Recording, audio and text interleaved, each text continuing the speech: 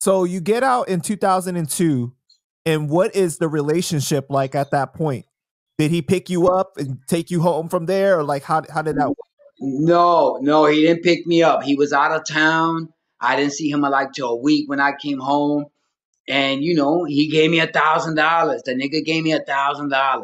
At this time, he was already worth a few $1,000,000, and he gave your brother, your boy, $1,000. The fat bastard. So no Hummer, But like he said, no Hummer. He didn't help you get set up. no, I'm gonna tell you about the Hummer. The Hummer was what, 43,000, 44,000, some shit like that. What he gave me was $4,000. Out of the 44 grand, he gave me 4,000, and I put the rest up. But as far as him buying it, Joe ain't buying nobody cars. Joe's the type of dude that everybody in the crew, he'll buy him a chain and lease him a car. So on the outside looking in, Joe's taking care of his crew. But he's not. He knows. We ain't even gonna go into that, man. I don't even want to talk about that. Anybody that want to hear the Charlie Rock, LD, Fat Joe, I've done a few interviews already. Y'all could Google Charlie Rock, and it is what it is, So, did you know Pun and Cuban Link from around the way, since you guys are all from the Bronx? No, these guys, first of all, we had the original Terror Squad members, and then we had the rappers. The originals was the one before the rapping. I got ahead of myself. Before the drug selling and the sticking up and all that, we would hang out in Forest Projects, and it was known as Godsville. And close to 70% of the projects was black. So there was only a handful of Puerto Ricans. So we would stick together, and that was the name that we had for each other, the Little Terror Squad.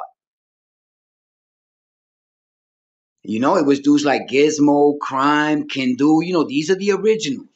So many years later, Joe started rapping. He got the opportunity to get his own rap crew, and he named them the street name of the Terror Squad, which used to be our guys on the block. That's when Pun, Cuban, Remy, Khaled, Armageddon, none of them are original. They all said, we love Pun and them and all that. You know what I mean? Much respect and love to them. But they was not original. They stepped on the scene when Joe was already rapping. I believe Joe had 2 albums under his belt when Pun and them came in. And so you didn't have any relationships with Cuban and Pun? No, I knew them from the visit. Joe used to bring them up to the visit to see me. And what he used to do was he used to bring the rappers up to the visit and threaten them with me. Like, yo, if you ever flip on me, this is the nigga that's going to put a hot one in you.